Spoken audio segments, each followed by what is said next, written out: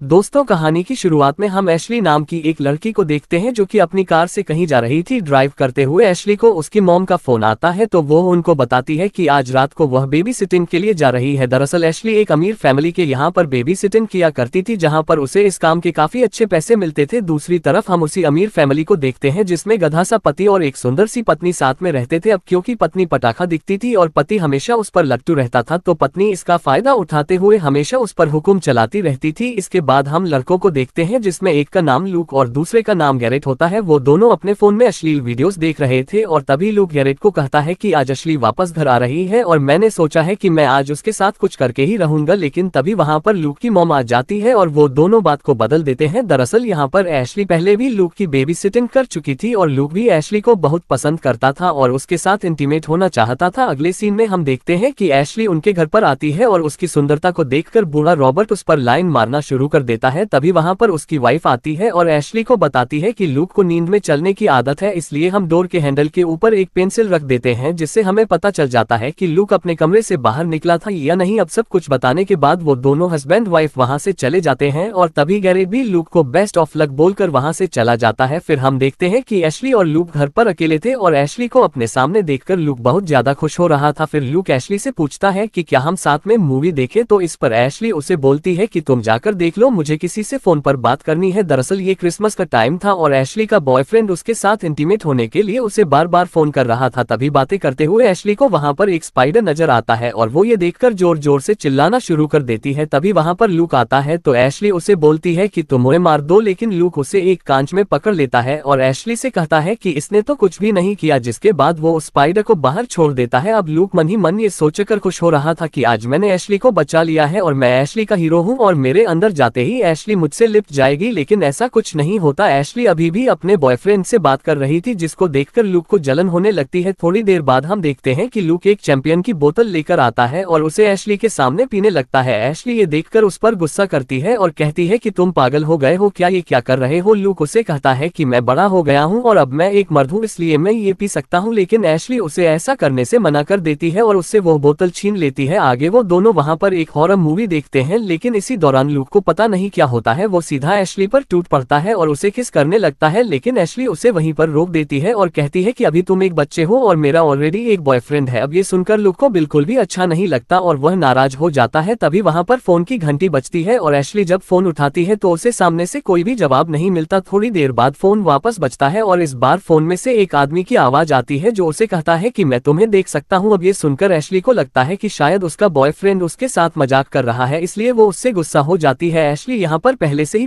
परेशान थी क्योंकि उसके घर में पहले से ही एक थर्की बच्चा बैठा हुआ था जो उसके साथ कुछ भी कर सकता था और ऊपर से अब ये फोन कॉल। तभी एशली देखती है कि किसी ने गार्डन में रखा हुआ सेंटा क्लॉस उसकी खिड़की के पास रख दिया है और घर का बैक डोर भी खुला हुआ है। अब ये देखकर एशली सच में डर जाती है और लूक को पुलिस को फोन करने को कहती है, लेकिन फोन लक के पास था और वो जैसे ही वो फोन एशली को देने के लिए उसकी तरफ फेंकता है तो वो फोन सीधा जाकर एक्वेरियम में गिर जाता है। तभी घर की घंटी बजती है और एशली गेट के पास जाकर बाहर देखने की कोशिश करती है, लेकिन बाहर कोई नहीं होता। तभी लक मर्द बनकर दरवाजे के पास आता है और कहता है कि तुम जो भी हो हमें डराना बंद करो, नहीं तो तुम्हारे साथ बहुत बुरा होगा। फिर लुक बाहर देखने के लिए दरवाजा खोलता है और तभी वहां पर कोई लुक के ऊपर आकर कूद जाता है। पहले तो वो दोनों बहुत ज्यादा डर जाते हैं और फिर लुक देखता है कि ये तो उसका दोस्त गैरेट है। इसके बाद वो दोनों गैरेट पर बहुत चिल्लाते हैं क्योंकि उनको लगता है कि गैरेट ही था जो उनको डरा रहा था, पर गैरेट कहता है कि मैंने कुछ भी नहीं किया और मैं तो अभी आया हूँ। कुछ देर बाद उनको ऊपर किसी के आने की आवाज सुनाई देती है, लेकिन जब वो तीनों एक साथ ऊपर जाते हैं तो वो पाते हैं कि वहां पर तो कोई भी नहीं है। अब एशली सबसे तंग आ चुकी थी, इसलिए वह पुलिस को फोन करती है, पर घर का कोई भी फोन काम नहीं कर रहा था और घर के सारे लैंडलाइन कनेक्शंस भी कट चुके थे। वहीं एशली का फोन भी पानी में गिरने की वजह से खराब हो चुका था। फिर एशली ल्यूक को उसके लैपटॉप से पुलिस को इन्फॉर्म करने को कहती है, पर लैपटॉप में इंटरनेट कनेक्शन भी नहीं आ रहा था। अब एशली के पास और कोई ऑप्शन नहीं था, इसलिए वो डिसाइड करती है कि वह बाहर जाकर कार से सीधा पुलिस स्टेशन जाएगी। पर तभी वो देखती है कि उसकी कार का टायर भी किसी ने पंचर कर दिया था। तभी गैर ऊपर से एक ईंट लेकर आता है जिस पर लिखा था कि अगर तुम यहाँ से गए तो तुम मारे जाओगे। अब ये देखकर गैरेट की डर के मारे पेट गीली हो जाती है और वो उनको कहता है कि मुझे मेरी जान ज्यादा प्यारी है, जिसके बाद वो सीधा वहां से बाहर भाग जाता है। पर उसके बाहर निकलते ही गन शॉट की आवाज आती है और गैरेट वहीं पर गिर जाता है। अब ये देखकर एशली घबरा जाती है और अब उसे यकीन हो जाता है कि सचमुच घर में कोई ऐसा है जो उन दोनों को मारना चाहता है। फिर एशली और लक भाग कर ऊपर जाते हैं और उन्हें वहां पर एक स्ट्रेंजर दिखाई देता है जो उन्हें मारना चाहता था। तभी उसको देखकर एशली लूक को लेकर एक कमरे छुप जाती है। फिर कुछ देर बाद वो स्ट्रेंजर वहां पर एक बंदूक के साथ आता है और उन दोनों को ढूंढने लगता है। एशली और लूक बहुत ज्यादा डरे हुए थे और उनको लगता है कि स्ट्रेंजर उन्हें ढूंढकर मार डालेगा, पर तभी एशली की नजर उस स्ट्रेंजर के मास्क पर पड़ती है और वो लूक से कहती है कि ऐसा मास्क तो तुम्हारे पास भी है ना। अब ये देखकर एशली समझ जाती है कि ये कोई किलर नहीं है बल्कि ये दोनों नमूने मिलकर उसको पागल बना रहे हैं। जिसके बाद वो कपड़ से बाहर आती है और उस स्ट्रेंजर को उसका मास्क उतारने को कहती है। फिर जब वो स्ट्रेंजर अपना मास्क उतारता है और हम देखते हैं कि ये तो लूक का दोस्त गैरेट है जो घर के बाहर मर गया था, तब एशली को उन दोनों का प्लान पता चलता है। दरअसल ये पूरा प्लान लूक का ही था और वो एशली को डराना चाहता था ताकि वो बाद में उसे बचा ले और फिर एशली की नजर में वो एक हीरो बन जाए। पर एशली सबसे बहुत ज्यादा नाराज हो जाती है और वो लूक के पेरेंट्स को फोन करने के लिए बाहर जाती है। लूक एशली को रिक्वेस्ट करता है कि प्लीज ऐसा मत करो, पर एशली उसकी एक नहीं सुनती और उसे कहती है कि तुम एक पागल हो और तुम्हें एक हॉस्पिटल में होना चाहिए। तभी लूक भी उसके पीछे आता है और एशली के मुंह पर एक थप्पड़ मार देता है जिससे एशली सीधा नीचे जाकर गिरती है और बेहोश हो जाती है। कुछ देर बाद जब एशली को होश आता है तो वो देखती है कि उसे चेयर से बांधा हुआ है और वही लूक भी होता है जिसका बिहेवियर पूरी तरह चेंज हो चुका है। वो एशली से बहुत बदतमीजी करने लगता है और उसके सामने अपनी दिल की बात भी बोल देता है कि मुझे तुम्हारे साथ इंटीमेट होना है। वहीं एशली उसकी तरफ देखकर सोच रही होती है कि साला ये कितना बड़ा घटिया इंसान है। तभी लक एशली को ट्रूथ और डेयर गेम खेलने को कहता है और उसे ये भी कहता है कि अगर तुम ये गेम जीत गई तो मैं तुम्हें आजाद कर दूंगा, लेकिन अगर तुम हार गई तो तुम्हें एक ड्रिंक पीनी होगी जिसमें जहर था। लेकिन ये देखकर एशली उसे कहती है कि तुम लोगों की लगने वाली है, इसलिए बेहतर है कि तुम मुझे खोल दो। लेकिन लूक उसकी कोई बात नहीं सुनता और वो एक साइको बन चुका था। फिर वो सभी ट्रूथ और डेयर गेम शुरू करते हैं और गैरेट लूक को डेयर देता है कि तुम्हें एशली को छूना होगा। अब ये सुनकर लूक बहुत खुश हो जाता है और वो एशली को सामने की तरफ से छूने लगता है। अब थोड़ी देर तक तो ये गेम चलता है पर उसके बाद गैरेट लूक से